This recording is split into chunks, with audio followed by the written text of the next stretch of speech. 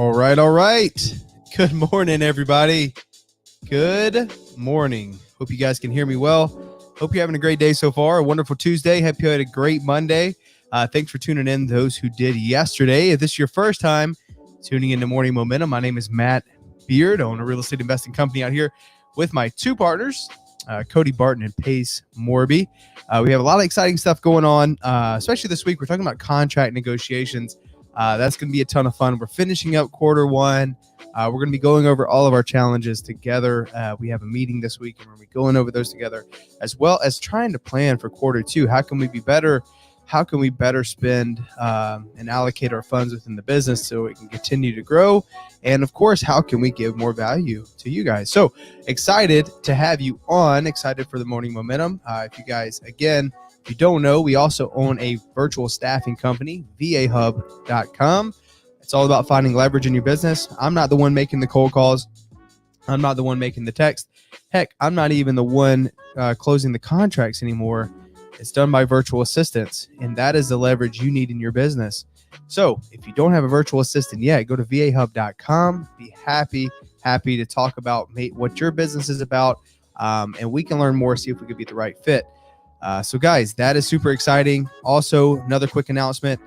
If you have a VA, and if they're a VA Hub or not, it doesn't matter. If you have a virtual assistant already, we're doing a free training. Free, there's no strings attached, no weird like sell. I'm not going to sell you something at the end. It's for real, free. March 31st. It's going to be for 4 hours starting at 9 a.m. Arizona time, which is PST now. So if you're on the East Coast, that'll be noon your time, but it'll be 4 hours of your VA's time. It's VA specific training. And I guarantee when we're done, they're going to be better. So I'm excited for that as well. That's going to be a ton of fun. March 31st. If you haven't signed up yet, please email me, mattbeard@vahub.com. I'll probably make like a little page so you guys can just enter your information, make it a lot easier. But yes, that is the plan. Okay. Just send me an email if you want to be a part of that.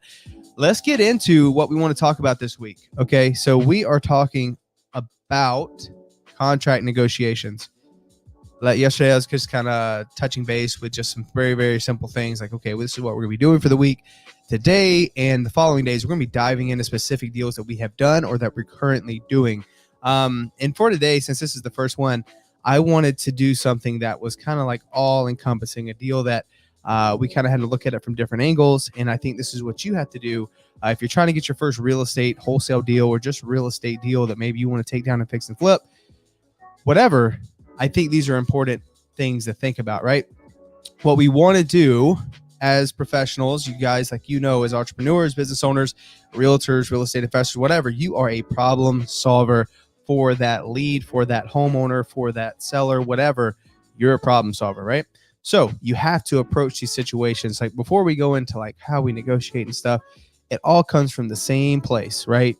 You are going to be the best value for your client because you are going to be able to solve their problems at a high level, right?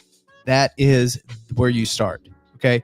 You got to be a problem solver, baseline. So assuming that you take that approach, that you are a problem solver, you don't make it about the property. Because guys, look, I'm sure you guys know this. You go in appointments or you talk to sellers where, oh yeah, I already got an offer for this and it was so low, blah, blah, blah, blah.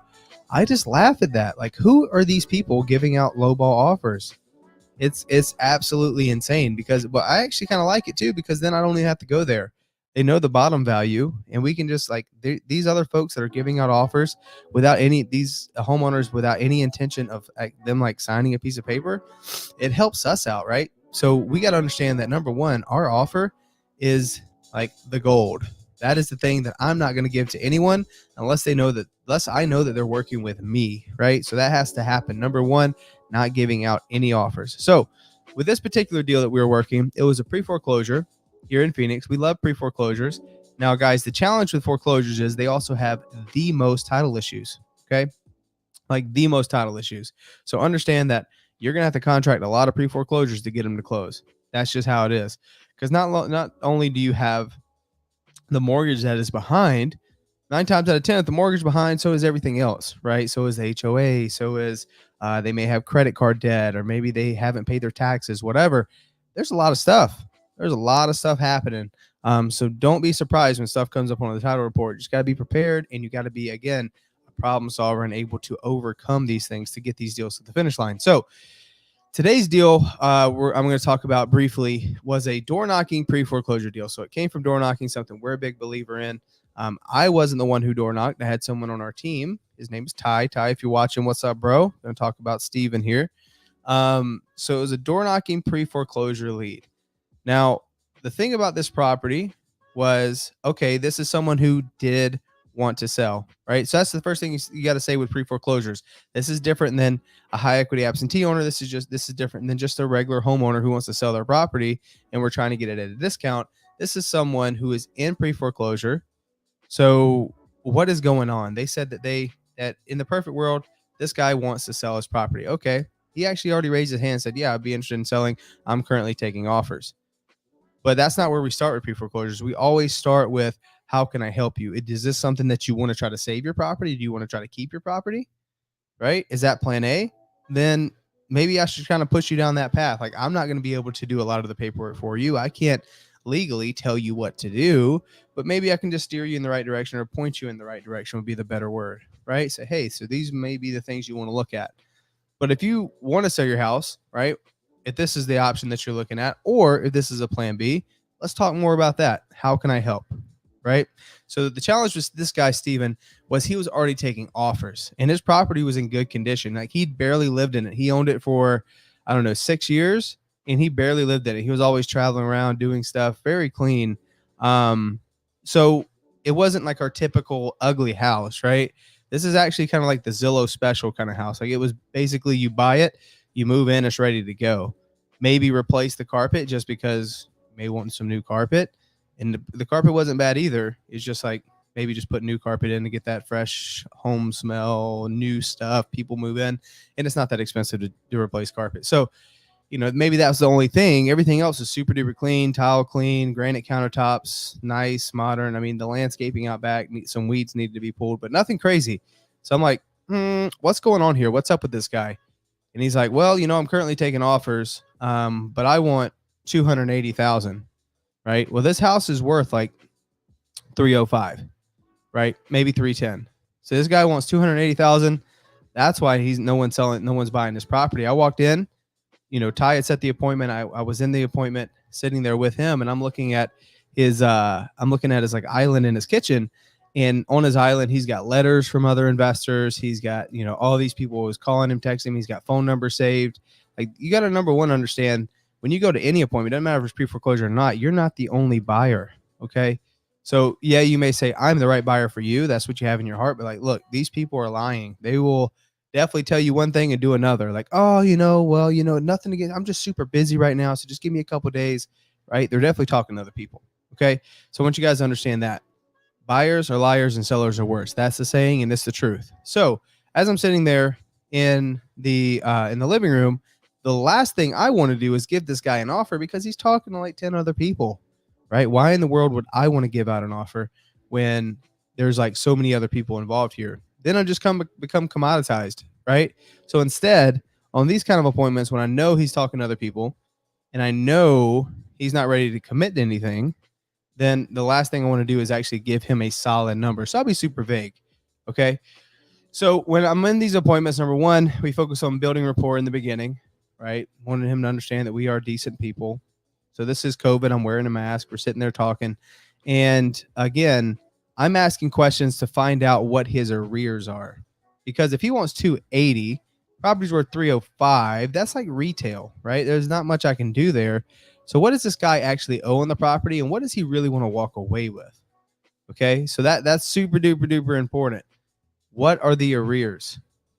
So meaning that, for you guys who don't know, the arrears is how far are they behind in their mortgage? How much if we are going to approach this subject to, just in the back of my mind, I'm not telling him subject to, but I'm asking finding out the arrears, because I need to know how I need to structure this deal for it to work for both parties, right? So, I started asking vague questions, like, Steven, okay, so I see that, you want 280,000. I mean, how long has this been going on? Like, how has it been? A couple years? So, I haven't made a mortgage payment in 18 months. Got it. And how much is your mortgage payment? Oh, it's, $1,500. Oh my God. Okay. So $1,500 a month. plus like all those extra fees they add on there. I mean, you're probably behind about 40.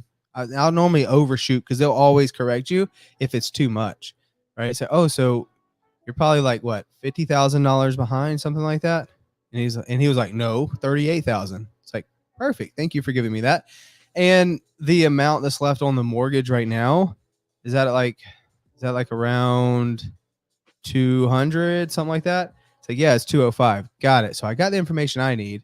So I add up those two numbers. I add up the arrears, the 38 plus the 205, and I find out he's about $243,000 where it would be all in. Now, can I still make this deal work as a wholesale, right? Can I make this deal work as a wholesale? Like what would be the thing? Because the challenge with Steven is this deal would not work for a traditional wholesaler.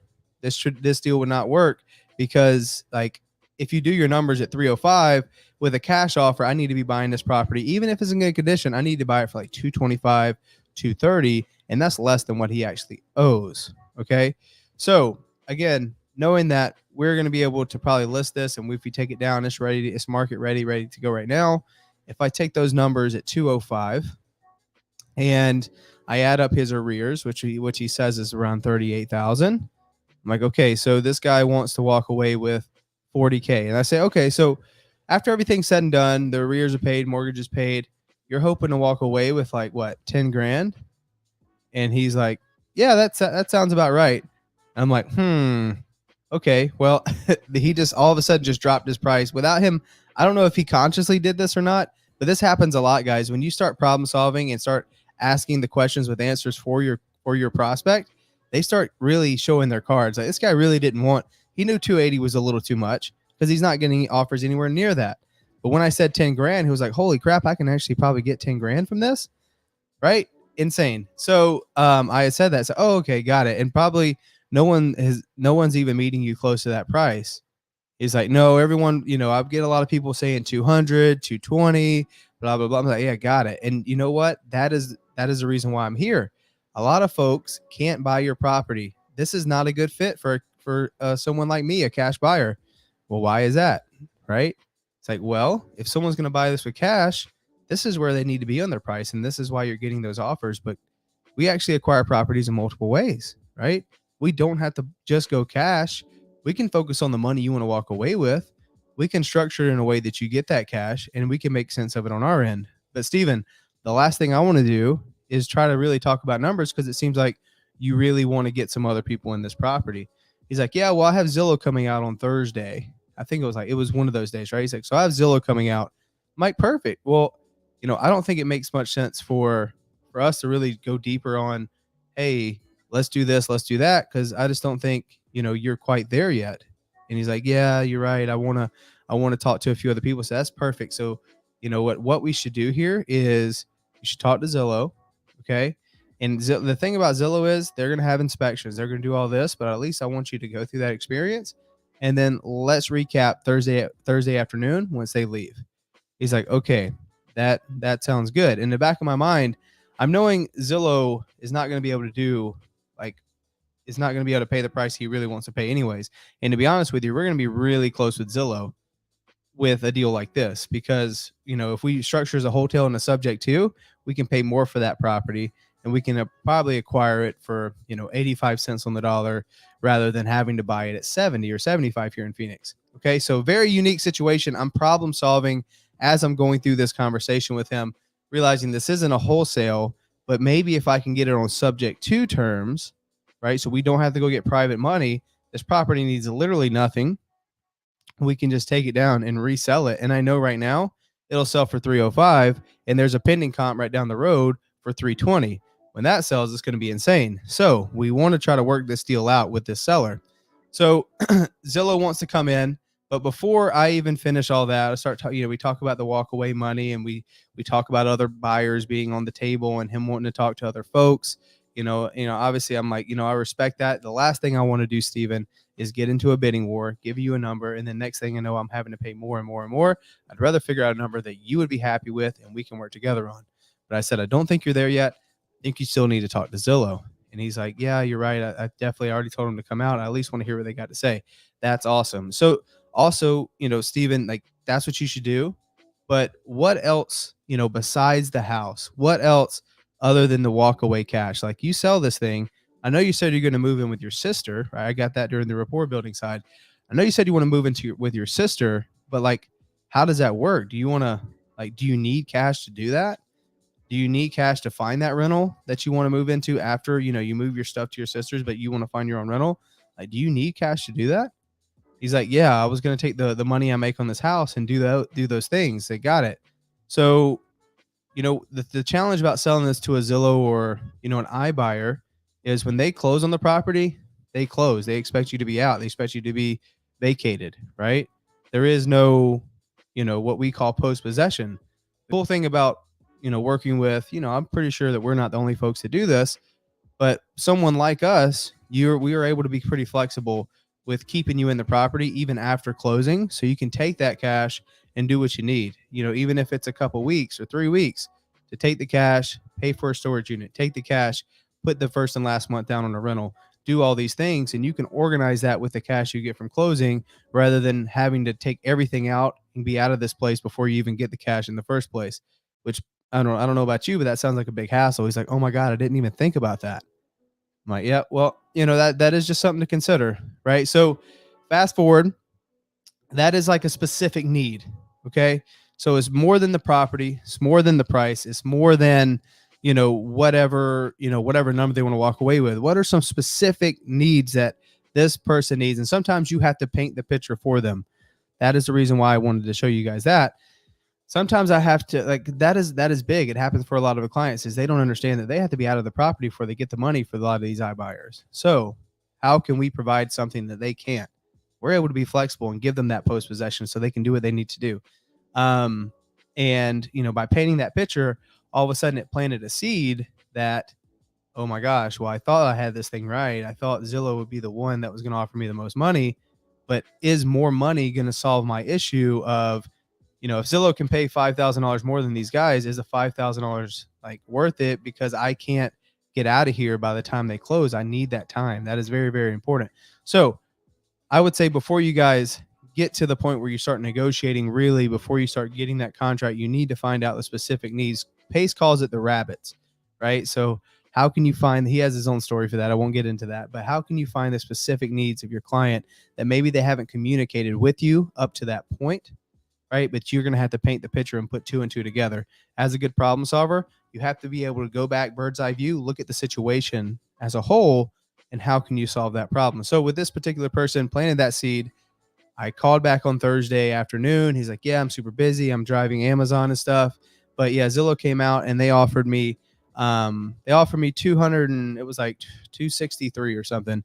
I'm like, oh my gosh, it's actually better than I thought they would. And he said, after the inspection, yeah, they said it was only $400 worth of stuff they needed to fix. I'm like, that's really good. So they tell you they're going to give you post possession? He's like, no. So they're going to need me to get out, but I'm really torn between. I'm like, well, you know what? Let's get together on Monday. He's like, well, I do have deliveries on Monday. I work Mondays. I'm like, well, that's fine. If you have deliveries on Monday, like, how much do you normally make on a Monday? He's like, well, I typically do like 20 deliveries and I make about $200. I'm like, okay, how about you call out of work? I'll pay you $200. Let's get together and let's figure out how we can work together. And he laughed about it. He's like, okay, that sounds good. So I wasn't going to take no for an answer. He didn't really want me to pay him any money, but I did want to meet with him and I was dead serious. So, get back into the appointment, get back in front of him. I was able to go start breaking down what the subject to was. Up to this point, I never once mentioned subject to.